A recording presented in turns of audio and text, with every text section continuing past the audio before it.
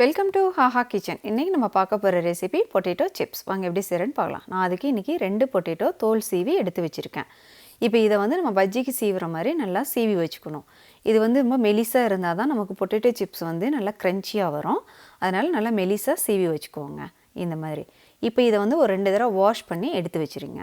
இப்போ ஒரு சின்ன பவுலில் 1 டீஸ்பூன் உப்பு, கொஞ்சம் தண்ணி சேர்த்து மிக்ஸ் பண்ணி வச்சுக்கோங்க.